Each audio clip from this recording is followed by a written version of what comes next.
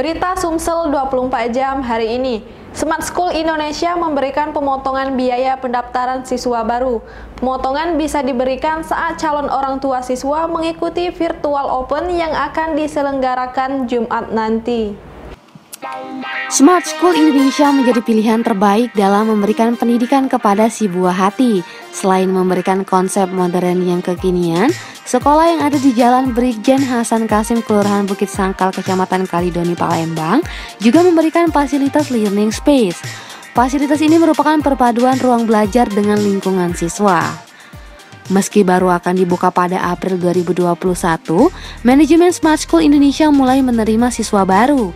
Menariknya, calon orang tua siswa yang mengikuti virtual Open Smart School Anything akan mendapatkan potongan biaya masuk hingga 25%. Teman-teman mungkin melihat fasilitas yang banyak itu, mungkin berpikir, wah berapa nih sekolah ini ya. Terus juga mungkin teman-teman boleh carilah, ini adalah fasilitas sekolah yang satu-satunya mungkin yang ada di Sumatera justru ya, dengan konsep sekolah yang ada learning space-nya, dengan keunggulan-keunggulannya. Jadi pertama ya, saya bilang pertama dan satu-satunya mungkin konsep sekolah yang mengusung sistem pembelajaran dengan learning space. Harganya itu sangat terjangkau ya, dengan kualitas ini saya ulangi ya, sekolah modern kekinian berstaraf internasional dengan harga yang sangat terjangkau.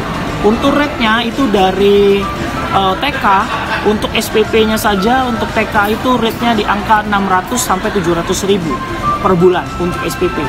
Kalau SD sampai SMA itu rate-nya angkanya dari 850.000 sampai 1 juta. Jadi SMA yang tinggi itu 1 juta, kalau yang SMP itu angkanya di sekitaran 900, kalau yang SD itu angkanya di 850 sampai 900. Jangan khawatir, untuk uang masuk nanti kita akan ada event di hari Jumat ini, virtual open Smart School Anything. Jadi kita akan ada potongan promo langsung 25% biaya masuk untuk anak SD sampai SMA, langsung potongan 10% biaya masuk untuk anak TK.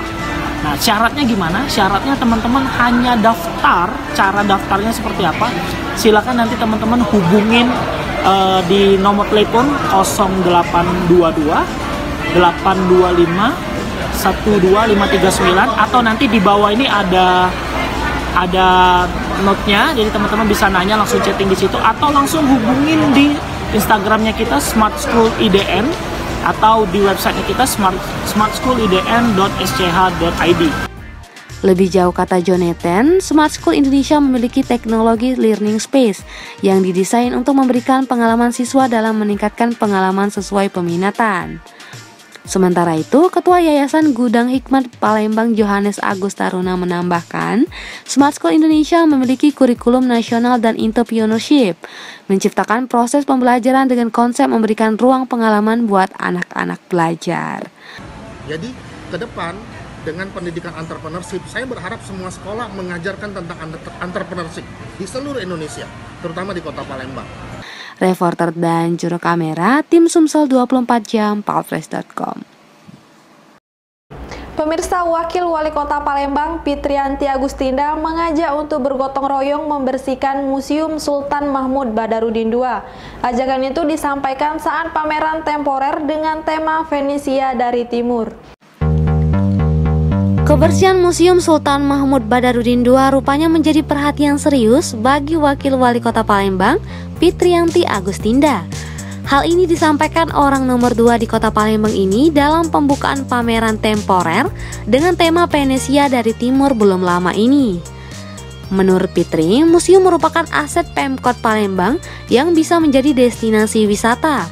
Oleh sebab itulah, dia mengajak dinas terkait untuk memperhatikan kebersihan di sekitar museum.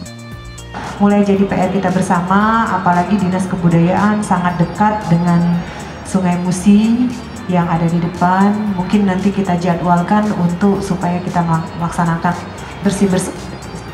Yang kedua, harapan saya, karena Sungai Musi atau seluruh kawasan yang ada di pinggiran Sungai Musi ini adalah jantung kota kita. Orang pertama sekali kalau datang ke Kota Palembang tuh pasti mikirnya, kita nak ke Jembatan Ampera deh, kita nak ke lihat keindahan Sungai Musi, kayak gitu kan. Nah, saya berharap kepala dinas yang ada di sini itu betul-betul bisa memprioritaskan perbaikan infrastruktur ini di pinggiran-pinggiran Sungai Musi.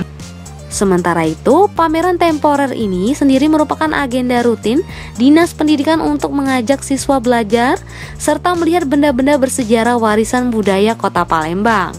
Dalam kesempatan tersebut, Kepala Dinas Kebudayaan Kota Palembang, Zanaria, mengaku akan menjalankan instruksi dari Wakil Wali Kota Palembang untuk bergotong royong membersihkan museum. Reporter dan juru kamera Dian Cahyani Fitri, palfresh.com. Civitas Politeknik Negeri Sriwijaya memberikan pembinaan kepada pelaku UMKM di Kota Palembang. Salah satu skill yang diajarkan yakni kesehatan dan keselamatan kerja.